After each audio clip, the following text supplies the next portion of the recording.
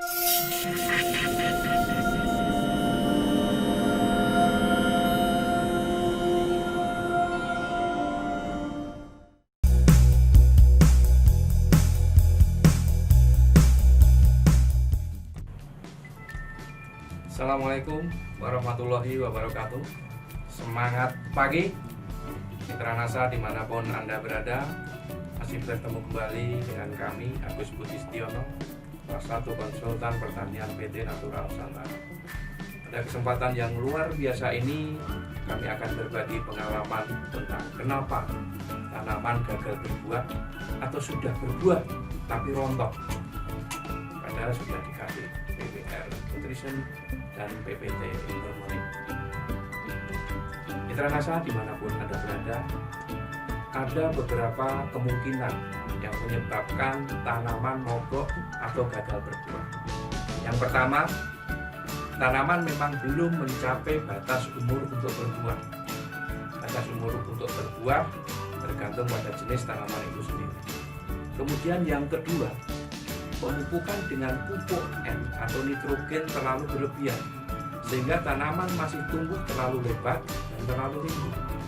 Satu, tanaman kurang mendapat cahaya matahari sehingga proses fotosintetis kurang menghasilkan karbohidrat. Akibatnya apa? Terjadi penimbunan karbohidrat pun tidak maksimum sehingga bunga yang terbentuk sedikit atau bahkan tidak ada sama sekali. Kemudian yang ketiga, tanaman yang kita miliki ini merupakan jenis pohon yang bunganya hanya bisa menjadi buah apabila ada pohon berbunga jantan yang tumbuh di dekatnya, misalnya pohon buni, rukem, dan sebagainya. Yang keempat, tanaman yang kita miliki merupakan jenis pohon yang berbuah bila bunganya mendapat sari bunga dari pohon yang jenis, misalnya beberapa jenis pohon apokat. Kemudian yang kelima, tanaman jadi mandul karena terjadinya mutasi gen. Kemudian yang keenam, masaknya bunga jantan dan bunga betina ini tidak bersamaan waktunya.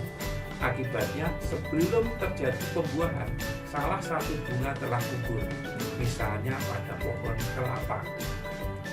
Kemudian yang ketujuh, apabila tanaman buah-buahan kita telah berbunga lebat, tetapi pada akhirnya buah yang dinantikan tak juga kunjung muncul, ini dapat disebabkan oleh gugurnya bunga karena apa?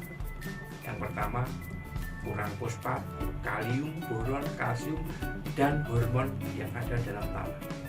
Kemudian kurang air dalam tanah, batang bawah bibit hasil populasinya kurang baik, adanya serangan hama penyakit, hujan yang terlalu deras, angin yang terlalu kencang, kemarau yang panjang, dan sebagainya. Kemudian juga bisa karena penyemprotan pada waktu penyemprotan pupuk daun dan pemberian cover yang tidak tepat waktunya.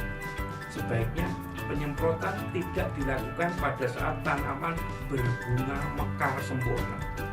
Kemudian pemberian cover ini sebaiknya saat bunga ini belum muncul, kurang lebih ya sekitar 1-2 bulan sebelum tanaman berbunga. Nah, bagaimana Mitra NASA dimanapun Anda berada untuk menanggulangi ini semuanya?